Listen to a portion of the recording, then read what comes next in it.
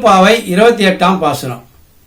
கறவைகள் பின் சென்று காணும் சேர்ந்துண்போம், அறிவொன்றுமில்லாத ஆய்குலத்து உன்றன்னை, பிறவி பெருமனை புண்ணியம் யாமுடையோம், குறையொன்றுமில்லாத கோவிந்தா உன்றனோடு, உறவே நமக்கிங்கொழிக்க ஒழியாது, அறியாத பிள்ளைகளோம் அன்பினால் உன்றன்னை, சிறுபேர் அழைத்தனவும் சீறி அருளாதே, இறைவா நீ தாராய் பறையேலோர் எம்பாவாய். இனி இப்பாடலின் விளக்கத்தினை நாம் காண்போம்.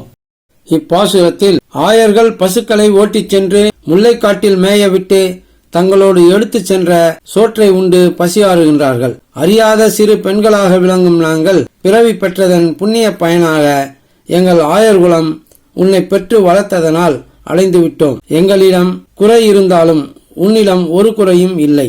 குறை ஒன்றும் இல்லாத கோவிந்தனாக பரிபூரணாக நீ விளங்குகின்றாய் என்று குறிப்பிடுகின்றார்கள். நாங்கள் அறியாதவர்கள், எங்கள் அறியாமையினால் பிழைகள் செய்திருக்கக்கூடும், அதற்காக எங்கள் மீது கோபம் கொள்ளக்கூடாது என்று வேண்டிக் கொள்கிறார்கள். ஏனெனில் கண்ணனோடு எங்களுக்கு ஏற்பட்டுவிட்ட உறவை யாராலும் அழிக்க முடியாது. நாங்கள் உன்னை சிறு பெயரிட்டு சில சமயங்களில் அழைத்தது பற்றி எங்கள் மேல் சீறி பாயாதே. இவ்வாறு நாங்கள் செய்த பிழை அன்பினால் செய்த பிழை, அறியாமை காரணமாக செய்த பிழை.